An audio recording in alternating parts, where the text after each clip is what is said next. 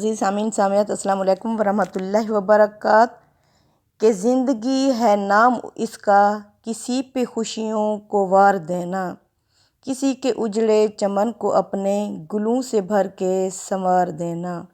کوئی جو نفرت کے بیج بوئے تو الفتوں کے شجر اگاؤ، اگر دعاؤں کا معاملہ ہو تو ایک لینا ہزار دینا۔ اور قلندری کے نصاب لے کر، محبتوں کے گلاب لے کر، جن دلوں پہ سیاہیاں ہیں اتار دینا، نکھار دینا۔ چلتے ہیں سورہ احقاف کی طرف۔ سورہ احقاف آیت نمبر 21۔ وَاذْکُر، یاد کرو، اخا عادن، قوم عاد کے بھائی یعنی کہ حضرت ہود کو، اذ انذر قومہ، جب اس نے خبردار کیا اپنی قوم کو، بالاحقاف، وادی احقاف میں، وقد خلت النذور، جبکہ گزر چکے ہیں خبردار کرنے والے، من بین یدہ و من خلفہ، آگے اور پیچھے۔ اللہ تعبدو، انہوں نے کیا کہا جو بھی نبی آیا کہ مت بندگی کرو اللہ کے سوا، الا اللہ، اللہ کے سوا کسی اور کی، انی بے شک اخاف، مجھے خوف ہے، میں ڈرتا ہوں، علیکم تمہارے بارے میں، عذاب سے، یوم عظیم، اس بڑے دن کے عذاب سے۔ یعنی قوم ہود کی طرف، قوم عاد کی طرف ان کے بھائی حضرت ہود کو بھیجا گیا۔ اور بھائی کیا ہوتا ہے؟ یعنی اسی قوم میں سے ایک رسول ہوتا ہے، انہی کے اندر میں سے ہی رسول اٹھایا جاتا ہے، اجنبی لوگ نہیں ہوتا رسول، وہ انہی کے اندر میں سے ہوتا ہے۔ اللہ نے فرمایا جب انہوں نے اپنی قوم کو وادی احقاف میں خبردار کیا۔ اور قوم عاد کیا ہے؟ عاد کے لوگ عرب کی قدیم ترین قوم ہیں، یہ سامی نسل سے تعلق رکھتے ہیں۔ جیسے حضرت نوح علیہ السلام کے 3 بیٹے تھے، یعنی 4 تھے، ایک کنعان تو ڈوب گیا تھا، حام، سام اور یافس، یہ سامی نسل سے تعلق رکھتے تھے۔ ان کا مسکن جیسا کہ بیان ہوا ہے وادی احقاف، احقاف کا علاقہ تھا جو حجاز، یمن اور یمامہ کے درمیان، عربہ اور خلیج کے جنوب مغرب میں واقع ہے۔ عرب کے لٹریچر میں یہ اپنی قدامت کے لیے بہت زیادہ مشہور تھے اور اپنی شان و شوکت کے حوالے سے بھی بہت مشہور تھے۔ حضرت ہود انہی کے ایک فرد تھے جنہیں رسول کی حیثیت سے ان کی طرف مبعوث کیا گیا تھا۔ اب یہ یعنی کہ اللہ فرماتے ہیں مکہ کے لوگوں، جب یہ اتنی بڑی قدوں والے اور اتنے طاقتور لوگ تھے، انہوں نے اپنے رسول کی نافرمانی کی، یہ نہیں بچے تو تم کیسے بچو گے؟ یعنی کہ ہر رسول اس بڑے دن کے عذاب سے خبردار کرنے کے لیے آتا ہے کہ لوگوں بچ جاؤ، نہیں بچتے تو چھوٹے سیمپل پر دنیا میں عذاب، یعنی سامنے جب رسولوں کے اتمام حجت ہو جاتی ہے تو زمین کے اوپر اللہ کا عذاب آ جاتا ہے، یہ چھوٹے پیمانے پر ہوتا ہے۔ اس طرح اللہ تعالیٰ بتاتے ہیں کہ بڑے پیمانے پر آخرت میں عذاب سے اگر بچ جاؤ گے تو دنیا میں بھی بچ جاؤ گے، ورنہ دنیا اور آخرت دونوں کا عذاب تمہیں پہنچے گا۔ آیت نمبر 22 میں، کالو، انہوں نے کہا قوم کے لوگوں نے، اجئتنا، کیا تو اس لیے آیا ہے، لتافیکنا، تاکہ ہمیں ہٹا دے، عن آلہتنا، ہمارے معبودوں سے، فاتنا، پس تو لے آ بما تعدنا، جس سے تو ہمیں ڈرا رہا ہے یا دھمکی دے رہا ہے، ان کنت من الصادقین، اگر تو سچا ہے۔ کالا، تو کہا حضرت ہود علیہ السلام نے، انما العلم عند اللہ، اس کا علم تو میرے اللہ کے پاس ہے، وابلغکم، میرا کام کیا ہے کہ میں تمہیں پہنچاتا ہوں، ما ارسلت بہ، وہ پیغام جو مجھے دے کر بھیجا گیا ہے، ولکنی، لیکن، اراکم، میں تمہیں دیکھ رہا ہوں، قوماً تجہلون، ایک جہل قوم دیکھ رہا ہوں کہ تم نہیں سمجھ رہے میری بات کو، اگر تم نے کہنا نہیں مانا تو پھر کیا ہوگا، تمہارے اوپر وہ بڑا دن آ جائے گا، میرا کام تمہیں پہنچا دینا ہے، نہ کہ تمہیں عذاب دکھانا ہے۔ تو آگے آیت نمبر 24 میں اللہ فرماتے ہیں، فَلَمَّا رَأَوْهُ عَارِضًا، جب انہوں نے دیکھا اس کو جس کے عذاب کا مطالبہ کر رہے تھے، یعنی جب انہوں نے دیکھا عارضاً، ایک بادل، مستقبلہ، آتے ہوئے، اودیاتہم، اپنی وادیوں کی طرف، قالو، تو انہوں نے کہا، ھذا عارض، یہ ایک بادل کا ٹکڑا ہے، ممطرنا، جو ابھی ہم پر برسے گا۔ اللہ فرماتے ہیں، بل ھو ما استعجلتم بہ، بلکہ یہ وہ تھا جس کی تم جلدی مچا رہے تھے، ریحٌ، اس میں ہوا تھی، فیہا عذاب علیم، جس میں دردناک عذاب تھا۔ یعنی ان قوم عاد کے اوپر کہا جاتا ہے کہ 2 سال تک بارشوں کا سلسلہ بند رہا، بالکل شدید گرمی تھی، فصلیں سوکھ چکی تھیں، ہر طرف وہ قحط سالی کی کنڈیشن تھی۔ تو جب انہوں نے بادل دیکھا تو یہ خوش ہو گئے، سارے اپنی فصلوں کی طرف جو جہاں بادل آیا ہوا تھا وہاں آ کے جمع ہو گئے۔ تو کیا تھا؟ اللہ فرماتے ہیں یہ ایک ہوا تھی جس میں دردناک عذاب تھا، یہ ہوا ان کے اوپر چلتی رہی، 7 لیال و 8 ایام، یعنی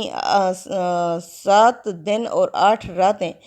حسوماً لگاتار۔ اللہ فرماتے ہیں اگر تم دیکھتے اس قوم کو سرآ گرا ہوا کأنہم اعجاز نخل خاویہ، گویا ایسے جیسے کھجور کے تنے گرے پڑے ہوں۔ تدمر کل شیء بامر ربھا، اس نے جڑ کاٹ کر رکھ دی ہر چیز کی اپنے رب کے حکم سے۔ فاصبحوا، بس وہ ایسے ہو گئی قوم عاد، لا یرا، کچھ بھی دکھائی نہیں دیتا تھا، الا مساکنہم، سوا ان کے گھروں کے، کذالک نجزی القوم المجرمین، اس طرح ہم بدلہ دیتے ہیں ایسی مجرم قوم کو۔ یعنی اللہ بتا رہے ہیں، فرما رہے ہیں کہ قریش کے لوگوں تم نہیں مانو گے تو تمہارے ساتھ بھی یہی انجام ہونے والا ہے جو قوم عاد کے ساتھ ہوا تھا، انہوں نے بھی اپنے رسول کو جھٹلایا تھا۔ آگے آیت نمبر 26 میں اللہ فرماتے ہیں وَلَقَدْ مَكَّنَّهُمْ، یقیناً ہم نے انہیں اقتدار دیا تھا، فِيمَا إِن مَكَّنَّكُمْ فِيهِ، اس دنیا میں جو اقتدار ہم نے تمہیں نہیں دیا، وَجَعَلْنَا لَهُمْ سَمْعًا، ہم نے انہیں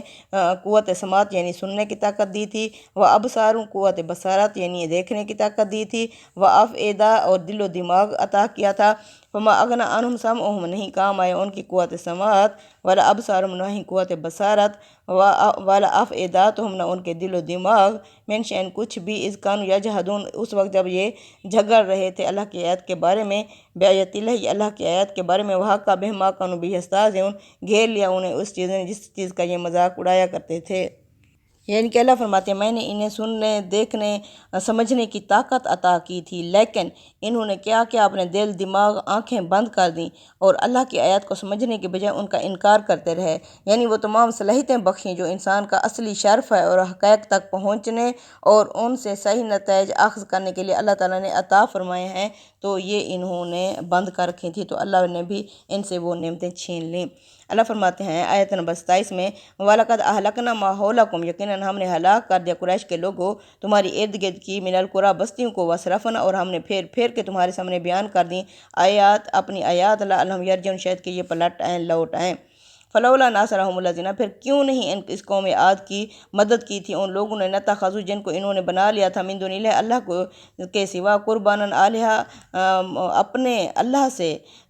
یعنی قربت کا ذریعہ اپنے ان معبودوں کو، پھر ان معبودوں نے کیوں نہیں مدد کی، بل ضلوا عنہ، بلکہ یہ گم ہو گئے ان سے، وَذَلِكَ إِفْكُهُمْ، یہ ان کی من گھڑت باتیں تھیں، وَمَا كَانُوا يَفْتَرُونَ، جو انہوں نے گھڑ رکھی تھیں۔ آیت نمبر 29 میں اللہ فرماتے ہیں وَإِذْ صَرَفْنَا إِلَيْكَ نَفَرًا مِنَ الْجِنِّ، جب محمد صلی اللہ علیہ وسلم ہم نے تمہاری طرف بھیجی تھی جنوں کی ایک جماعت، کس لیے، یستمعون القرآن، کہ وہ سنیں اس قرآن کو، فلما حضروہ، جب وہ حاضر ہوئے وہاں، قالوا، تو انہوں نے کہا، انصتوا، خاموش ہو جاؤ، اپنے جنوں کی جماعت سے کہا، فلما قضی، جب تلاوت ہو چکی، ولوا الی قومہم منذرین، تو وہ اپنی قوم کی طرف خبردار کرنے والے بن کر، یعنی تبلیغ کرنے والے بن کر وہاں چلے گئے۔ سورہ جن میں ہے کہ جنوں نے کہا کہ جب ہم نے آسمان میں غیر معمولی تبدیلیاں دیکھیں کہ اس میں پہرے لگے ہوئے تھے، ہم نے کہا کہ اللہ کا کیا ارادہ ہے، زمین والوں کے لیے کوئی بھلائی کا ہے یا ان کے ساتھ کوئی برائی کرنے کا ارادہ ہے، یہ پہرے لگا کے اسی جستجو میں پھرتے پھراتے اس جگہ آ نکلے جہاں نبی کریم صلی اللہ علیہ وسلم قرآن پڑھ رہے تھے۔ روایتوں سے معلوم ہوتا ہے کہ طائف والوں کے رویے سے سخت کبیدہ خاطر ہو کر حضور صلی اللہ علیہ وسلم واپس جا رہے تھے کہ آپ نے نخلا کے مقام پر چند دنوں کے لیے قیام فرمایا، رات کی نمازوں میں قرآن کی تلاوت آپ صلی اللہ علیہ وسلم کا معمول تھا۔ خدا کی کارسازی سے یہ ٹھیک اسی موقع پر آپ کی طرف متوجہ ہوئے جب آپ صلی اللہ علیہ وسلم تلاوت فرما رہے تھے، اور واقعہ پیش آیا جس کا ذکر اللہ نے یہاں فرمایا ہے، یعنی وہ اپنی قوم کو طائف والوں کی طرف۔ اب یہ اللہ کیوں بتا رہے ہیں کہ قریش کے لوگوں تم نہیں مان رہے، طائف والوں نے محمد صلی اللہ علیہ وسلم کی ناقدری کی، اور جبکہ جن ایسے ہیں کہ جب انہوں نے اس قرآن کو سنا تو وہ فوراً ہی تبلیغی بن کر اپنی قوم کو خبردار کرنے والے بن کے چلے گئے۔ جنہوں نے کیا کہا، قالوا، انہوں نے کہا، یا قوم، آئے ہماری قوم، انا سمعنا کتابا، ہم نے سنی ایک کتاب، انزل من بعد موسیٰ، جو موسیٰ کے بعد علیہ السلام کے بعد نازل ہوئی، مصدق لما بین یدیہ، یہ تصدیق کرتی ہے اپنے سے پہلے تورات، زبور، انجیل کی، یہدی الی الحق، یہ ہدایت دیتی ہے حق کی طرف، و الی طریق مستقیم، اور سیدھے راستے کی طرف یہ ہدایت دیتی ہے۔ سبحان اللہ۔ یعنی جن تمام خطرات سے بے پرواہ ہو کر اسے دوسروں تک پہنچانے کے لیے اٹھ کھڑے ہوئے، جبکہ قریش کے اکابر شب و روز قرآن کا مذاق اڑا رہے تھے۔ یہاں یہ امر ملحوظ رہے کہ اس سے یہ بات لازم نہیں نکلتی کہ نبی کریم صلی اللہ علیہ وسلم جس طرح انسانوں کے پیغمبر تھے اس طرح جنوں کے بھی پیغمبر تھے، بلکہ یہ بات معلوم ہوتی ہے کہ جہاں حق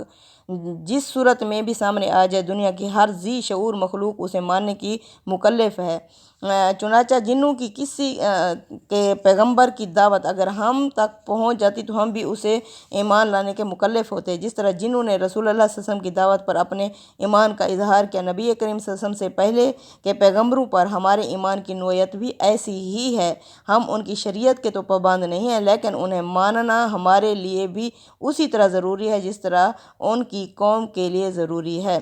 جنہوں نے کیا کہا آیت نمبر 31 میں، یا قوم اے ہماری قوم، اجیبو داعی اللہ کی قبول کر لو پکارنے والے کی پکار کو، یعنی اللہ کی طرف پکارنے والے کی پکار کو، وآمنوا بھی ایمان لے آؤ اس پر، یغفر لکم من ذنوبکم وہ بخش دے گا یعنی اللہ تمہارے گناہوں کو، ویجرکم من عذاب علیم اور تمہیں دردناک عذاب سے بھی بچا لے گا۔